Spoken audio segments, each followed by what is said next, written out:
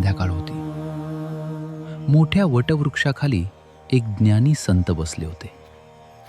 त्यांच्या चेहऱ्यावर विलक्षण तेज आणि डोळ्यांत करुणा होती. त्यांच्या आजूबाजूला काही शिष्य शांतपणे बसले होते.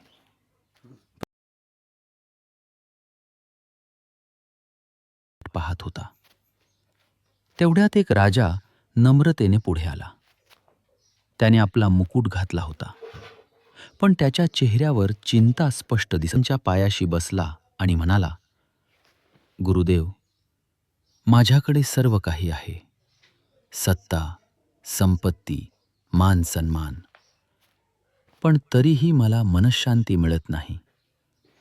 मला नेहमी काहीतरी कमी असल्यासारखं वाटतं. संत हसले.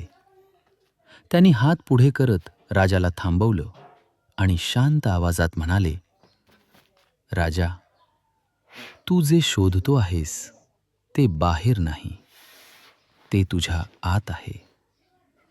राजा थोडा गोंधळला.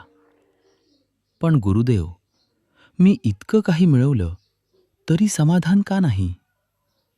संतांनी जमिनीवर पडलेल्या काही सोन्याच्या नाण्यांकडे इशारा केला आणि म्हणाले, हे बघ, ही नाणी तुझ्यासाठी खूप मौल्यवान आहेत. पण जर तू त्यांना घट्ट पकडून ठेवशील तर तुझा हात मोकळा राहणार नाही.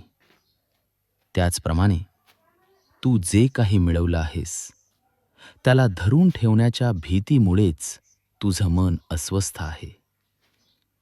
राजा शांतपणे ऐकत होता. त्याच्या चेहऱ्यावर हळूहळू समजुतीची छटा दिसू लागली. संत पुढे म्हणाले, सुख मिळवण्यासाठी वस्तूंची गरज नसते, तर त्यांच्याशी असलेली आसक्ती सोडण्याची गरज असते. जे आहे त्यात समाधान मानलं तरच खरी शांती मिळते. हे ऐकून राजाने आपला मुकुट काढला आणि संतांच्या चरणी ठेवला. गुरुदेव, आज मला समजलं. मी बाहेर सुख शोधत होतो, पण ते माझ्या आतच होतं. संतांनी त्याला आशीर्वाद दिला. त्या क्षणी राजा हलका झाला. जणू त्याच्या मनावरचं ओझं उतरलं होतं. त्या वटवृक्षाखाली बसलेले सर्व शिष्यही हा प्रसंग पाहून अंतर्मुख झाले. कारण त्या दिवशी फक्त राजालाच नाही, तर प्रत्येकाला एक मोठा धडा मिळाला होता. खरी शांती बाहेर नाही, ती आपल्या अंतर